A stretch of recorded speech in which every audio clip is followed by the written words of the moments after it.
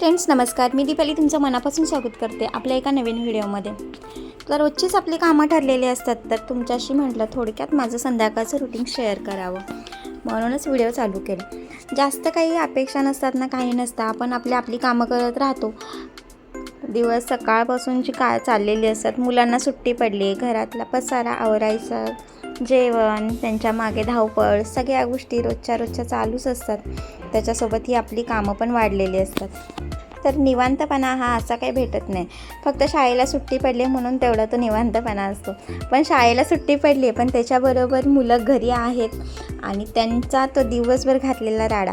मितूने बघा एवढा पसारा केलेला आणि याच्यामध्ये याची गडबड चाललेली होती. त्याला म्हटलं आता जे काय असेल तर तूच मला मदत कर आवरायला. तर त्याची पण मध्ये लुडबुड चालू होती. मी ठेवत होतो तर हा पुढे सगळं काढत होता. त्याला खूप बोर झालेलं, त्याला जायचं होतं खाली खेळायला. पण त्याचे फ्रेंड्स वगैरे गावी गेलेत तर त्याला पण खाली कोण खेळायला नसतं, म्हणून खाली तो असं बघत राहिलेला की कोण खेळायला वगैरे भेटतं आहे का. जर कोण असं दिसलं की हा पटकन निघतो खाली जायला. तर त्याचं मध्ये चाललेलं की चहा पण पाहिजे त्याला. तर इथे माझं झाडांना पाणी देखील घालायचं होतं. झाडं सुकून पण गेलेले थोडी. तर म्हटलं आता कामं फटाफट आवरून घेते आणि झाडांना पाणी घालते. रोजचं संध्याकाळचं रुटीन ठरलेलंच असते. फटाफट दिवसभर घातलेला राडा संध्याकाळी उचलायचा, परत जेवणाची तयारी, कपडे वगैरे लावायचे, कारण का दुसऱ्या दिवशी परत सकाळी आपल्याला त्याचा आणि काम आपलं वाढत जातं. त्याच्यामुळे दोस्त कुठे गेला तुझा? गावी गेला. मग आमच्याकडे चाललं आहे गॅस पाईपलाईनचं काम. बरंचसं खोदलं आहे सगळे रस्ते खोदून ठेवले. आम्ही त्याला आमच्या करमत नाही आहे. चला माझं संध्याकाळचं रुटीन दाखवते तुम्हाला. मी त्याने काय केलं. असा वैताग आणतोय ना पोरगा. सोडा ओपन करून ठेवला, त्याच्यात मीठ टाकून पित होता की काय पडलेला पसारा संध्याकाळी झाडू मारल्याशिवाय पूर्ण कमी होत नाही. झाडू वगैरे मारल्यानं घरात खूप छान प्रसन्न असं वातावरण घरात येतं आणि एकदम शांत असं वाटतं. संध्याकाळी दिवाबत्तीच्या टायमिंगला एवढं प्रसन्न वातावरण आपल्याला पॉझिटिव्हिटी देऊन जातं आणि आपल्याला कोणत्याच कामाचा कंटाळा वगैरे असा येत नाही.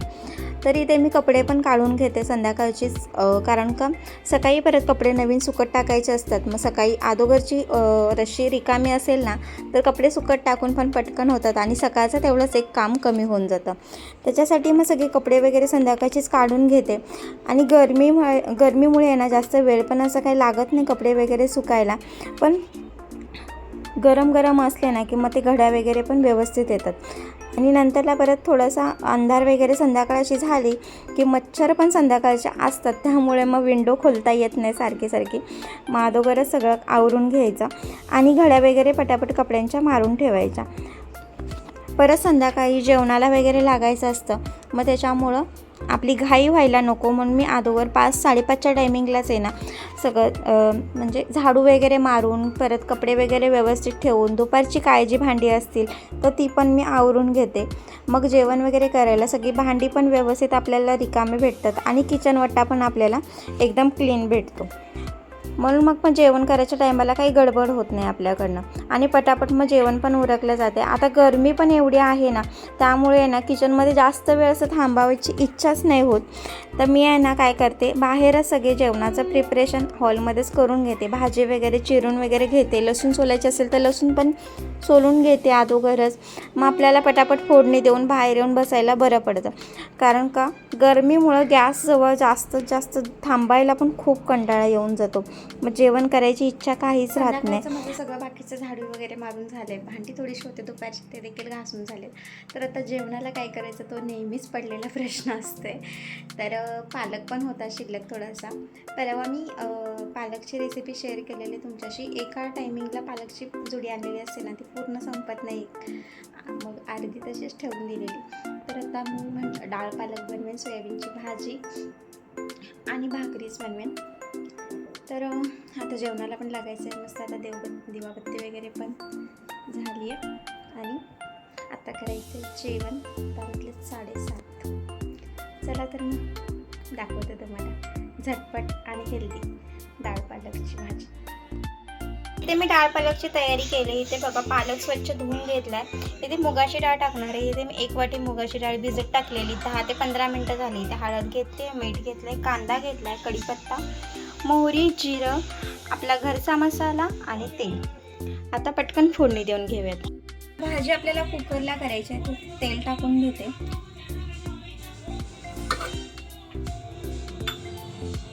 तसंच याच्यामध्ये आपल्याला टाकायचं आहे थोडंसं तूप, म्हणजे अर्धा चमचा तरी तूप टाकायचं, जेणेकरून वास खूप छान येतो.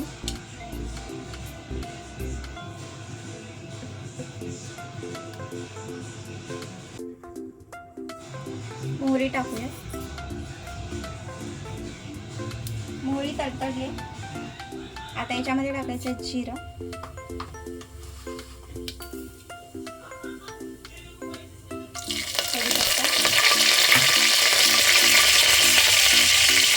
आणि कांदा चांगला ब्राऊन होईपर्यंत आपल्याला भाजून घ्यायचा.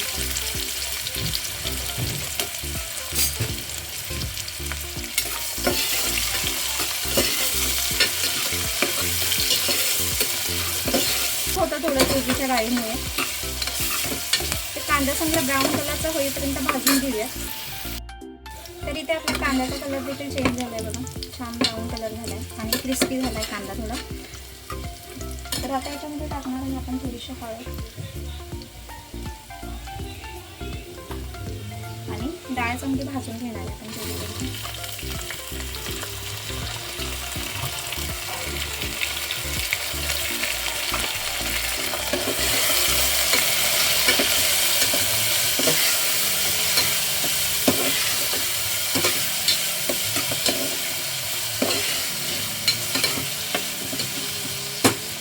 याच्यामध्ये आपण टाकणार आहोत मीठ, अर्धा चमचा मीठ टाकणार. तसंच आपला घरचा मसाला,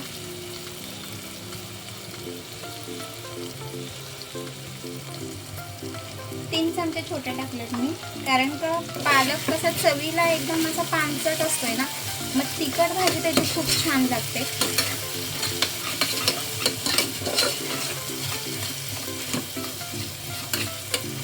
पालक टाकून घेऊया. पालक मी मगाशी स्वच्छ धुवून घेतलेला होता.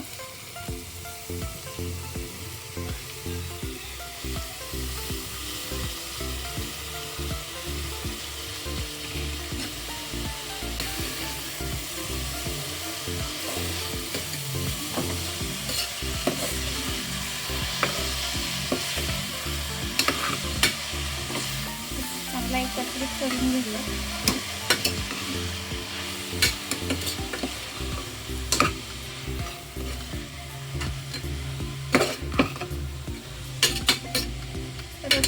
तेच डाळ फ्राय खाऊन कंटाळा जर आला असेल ना, तर असं डाळ पालक पण खूप छान लागतं आणि हेल्दी पण असतं. फक्त मूग डाळ थोडीशी जास्त वेळ भिजत घालायची, म्हणजे एकत्रितपणा येतो. आता याच्यामध्ये आपण पाणी टाकून घेऊया. तर आपल्याला जेवढी डाळ पाहिजे तेवढं आपण पाणी टाकून घ्यायचं आहे.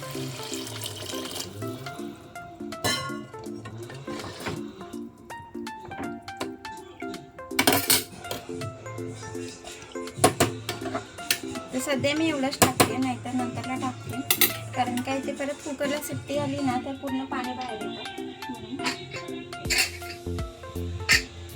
आता कुकरचं झाकण बंद करून घेते आणि 3 शिट्ट्या मारून घ्यायच्या. तर इथे आपली डाळ पालक तयार झाली. याच्यामध्ये ह्याला आपण ना जराशी अशी घोटून घ्यायची, म्हणजे एकजीव होते चांगली. तर इथे छान अशी आपली डाळ पालक तयार झाले. तर इथे छान अशी आपली डाळ पालक तयार झाले.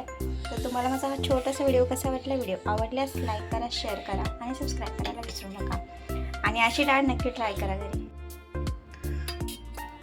कन्सिस्टन्सी बघा, बारीक केल्यावरती किती छान अशी आली. तर आता मी तुला मस्त राईस देते. तर आता वाजल्यात 8:45. माझं जेवण आत्ताच आवरलं. छान अशी डाळ पालक बनवले आणि राईस. मी तुला भूक लागले, तर डाळ भात असेल तर खूप आवडतं, पण आता पालक पण टाकते त्याच्यामध्ये. तर त्याला लागली भूक, आता त्याला जेवायचं. चला तर मग व्हिडिओला एंड करते. व्हिडिओ आवडल्यास लाईक लाईक करा, शेअर करा आणि सबस्क्राईब करायला विसरू नका. आणि बाजूचं बेल आयकॉन देखील नक्की दाबा पुढच्या व्हिडिओच्या नोटिफिकेशनसाठी. कारण का अशा नवनवीन आणि सोप्या रेसिपींसाठी आमच्या चॅनलवर कंटिन्यू राहा.